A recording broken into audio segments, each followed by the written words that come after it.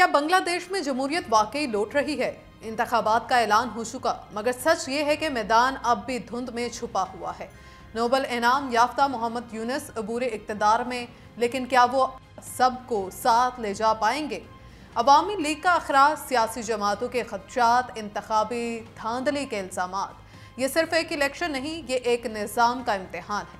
आज की वीडियो में हम जानेंगे कि क्या ये इंतखाबात बांग्लादेश को मुत्तहिद करेंगे या मज़ीद तक़सीम पैदा करेंगे, क्योंकि ये सिर्फ सियासत नहीं, ये बांग्लादेश के मुस्तकबिल का सवाल है। आप देख रहे हैं 92 न्यूज़ डिजिटल और मैं हूं आपके साथ किंज़ा बशीर। व्यूवर्स, अब कुछ अहम सवाल और खदशात का जिक्र करते हैं जो बांग्लादेश के सियासी माहिरीन उठा रहे हैं। अबूरी हुकूमत का बांग्लादेश में आइंदा आम इंतखाबात अगले साल अप्रैल में मुनक्किद करने का ऐलान हो गया। हसीना वाजिद मोदी की कठपुतली, दोनों की मिली भगत खित्ते के अमन के लिए संगीन खतरा है। मोहम्मद यूनुस का तगड़ा बयान। बांग्लादेश में इंतखाबात के ऐलान के बाद मोहम्मद यूनुस को नई मुश्किलात का सामना।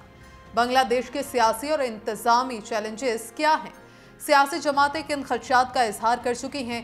अवामी लीग और शमूलियत का चैलेंज, क्या बांग्लादेश में इंतखाबी सूरत हाल का पांसा पलट सकता है? बांग्लादेश के अबूरी रहनुमा मोहम्मद यूनुस का इंतखाबात के बाद इक़्तिदार छोड़ने का ऐलान। बांग्लादेश की अबूरी हुकूमत के chief adviser professor Mohammad Yunus ने ऐलान किया है कि मुल्क में आम इंतखाबात अगले साल अप्रैल के अवाइल में होंगे। ताहम बांग्लादेश की साबिक वज़ीर आज़म खालिदा ज़िया की जमात बांग्लादेश नेशनलिस्ट पार्टी BNP और दिगर हम ख्याल जमातों ने मोहम्मद यूनुस के इस ऐलान पर मायूसी का इजहार किया है। लेकिन इन सियासी जमातों के इख्तलाफात अपनी जगह। ताहम फ़र्ज़ करें कि अगर तमाम जमातें इंतखाबात की तारीखों की हिमायत भी कर लें, तो सवाल ये है कि अबूरी हुकूमत को इंतखाबात कराने के दौरान किन चैलेंजेस का सामना करना पड़ेगा। यही नहीं, बल्कि सियासी इत्तफ़ाक़ राय के अलावा ये सवाल भी पैदा होता है कि क्या इलेक्शन कमीशन इतने कम वक्त में इंतखाबी फहरिस्तों को हतमी शक्ल देने और हल्का बंदियों जैसी पेचीदा काम को अंजाम दे पाएगा। ताहम उन्होंने जिस वक्त इंतखाबात का ऐलान किया, उस पर तनाज़ात सामने आ रहे हैं और इन पर इल्ज़ाम आयद किया जा रहा है कि इलेक्शन की तारीख का फैसला करते वक्त मुल्क की ज़्यादातर सियासी जमातों की राय को नज़रअंदाज किया गया है। चीफ एडवाइज़र की सरबराही में कौमी इत्तफ़ाक़ राय कमीशन के वाइस चेयरमैन प्रोफेसर अली रियाज कहते हैं कि अगर सियासी जमातें ताउन जारी रखें तो आइंदा माह के अंदर जुलाई के चार्टर समेत इस्लाहाती प्रोग्राम्स को हतमी शक्ल देना मुमकिन होगा।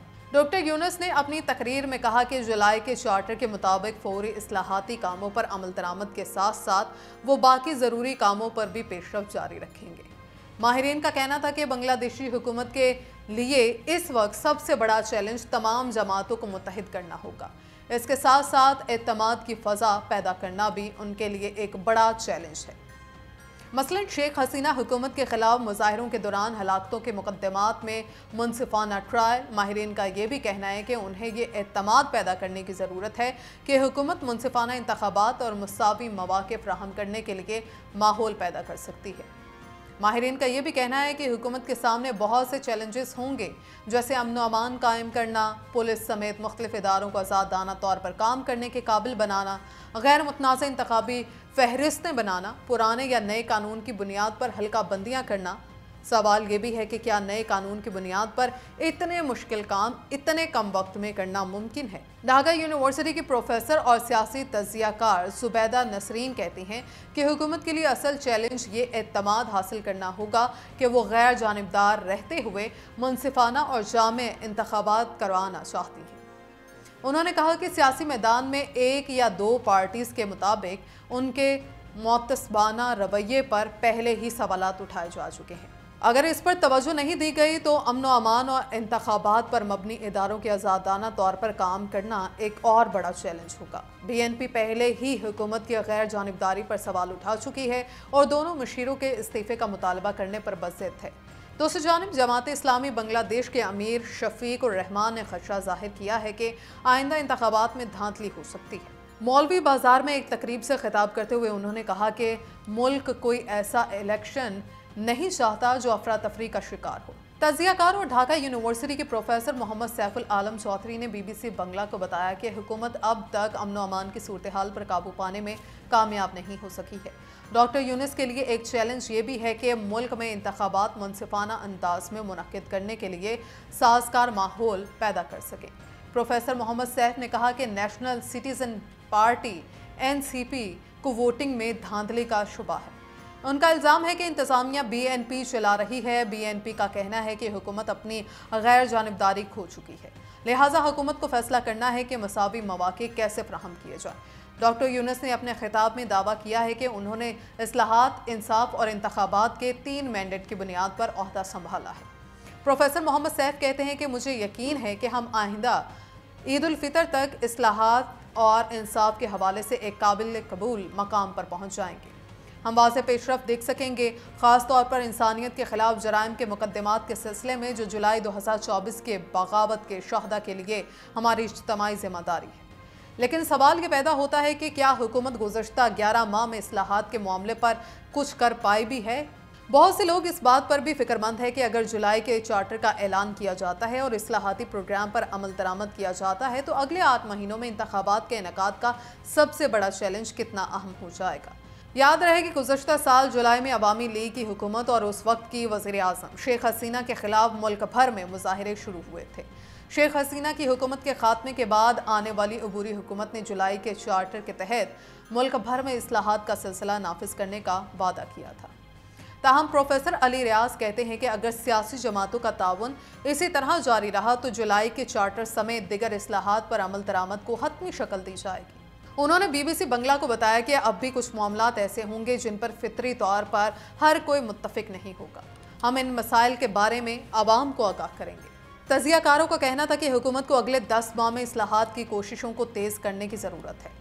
सैफुल आलम चौधरी ने खदशात का इजहार करते हुए कहा कि इलेक्शन कमीशन को वोटर लिस्ट तैयार करने के अलावा और भी बहुत से काम करने हैं, लेकिन मौजूदा इलेक्शन कमीशन इंतखाबी फहरिस्तों को अपडेट करने के अलावा कुछ नहीं कर पाया। ताहम इलेक्शन कमिश्नर अब्दुल रहमान के तर्जुमान ने BBC बंगला को बताया कि कमीशन चीफ एडवाइज़र के ऐलान में दी गई मुद्दत के अंदर अप्रैल 2026 में आम इंतखाबात कराने के लिए तैयार है। हाल ही में ढाका में अक़वाम मुत्तहिदा के नुमाइंदे ग्वेन लेविस ने कहा था कि जामे इंतखाबात का मतलब सिर्फ जमातों की नहीं बल्कि तमाम वोटर्स की शिरकत है, यानी हर सतह पर राय दहिंदगान को बगैर किसी रुकावट के अपना हक के राय दही इस्तेमाल करने का मौका मिलना चाहिए। ताहम बांग्लादेश में अब भी अवामी लीग के हामियों की एक काबिल ज़िक्र तादाद मौजूद है।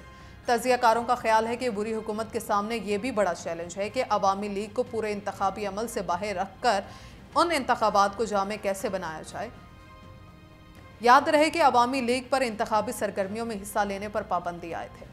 तजियाकार जुबैदा नसरीन कहते हैं कि अवामी लीग के दौर में भी BNP को बाहर रखते हुए इंतखाबात कराए गए, लेकिन हतमी नताइज में अगरचा बैनुल-अक़वामी बरादरी ने उन्हें कबूल किया लेकिन अवाम ने यकसर मुस्तरद कर दिया था। अब हुकूमत ने एक ऐसी सियासी जमात पर पाबंदी लगा दी है जिसे अब भी अवाम की अच्छी हमायत हासिल है। हुकूमत को फैसला करना होगा कि इस आबादी को इंतखाबी अमल से बाहर रख कर काबिल कबूल इंतखाबात को कैसे यकीनी बनाया जाए। दूसरी जानिब सैफुल आलम चौधरी भी कहते हैं कि अवामी लीग के हामियों की हिमायत के बगैर ये इंतखाबात कैसे होंगे, ये भी हुकूमत के लिए एक बड़ा चैलेंज होगा। उन्होंने कहा कि हमें ये भी देखने की ज़रूरत है कि वोटर्स के एक बड़े हिस्से और उनकी पार्टीज़ को बाहर रख कर इंतखाबात को जश्न में कैसे तब्दील किया जा सकता है। बांग्लादेश में बुरी हुकूमत के सरबराह मोहम्मद यूनुस ने मुल्क में अप्रैल 2026 के अवाइल में इंतखाबात का ऐलान कर दिया है। ये गुज़श्ता साल अगस्त में साबिक वज़ीर आज़म शेख हसीना को तालिब इल्मों की क़यादत में होने वाली तहरीक के ज़रिए इक़्तिदार से हटाए जाने के बाद पहले इंतखाबात हैं। नोबेल अमन इनाम याफ्ता माहिर मईशत मोहम्मद यूनुस ने कहा है कि मैं ऐलान कर रहा हूँ कि इंतखाबात अप्रैल 2026 के पहले निस्फ में किसी भी दिन होंगे। इक़्तिदार के लिए कोशा सियासी जमातें बार बार यूनुस से इंतखाबी शेड्यूल का ऐलान करने का मुतालबा करती रही हैं, जबकि उनका कहना था कि मुल्क को साबिका दौरे हुकूमत के बाद जमहूरी इदारों की मुकम्मल इस्लाह की ज़रूरत है, इसलिए वक्त दरकार है। उन्होंने टेलीविज़न पर नशर होने वाले खिताब में कहा कि हुकूमत इंतखाबात के इनेकाद के लिए मौजू माहौल पैदा करने की हर मुमकिन कोशिश कर रही है। उन्होंने साथ ही खबरदार किया कि मुल्क में इस्लाहात ज़रूरी है।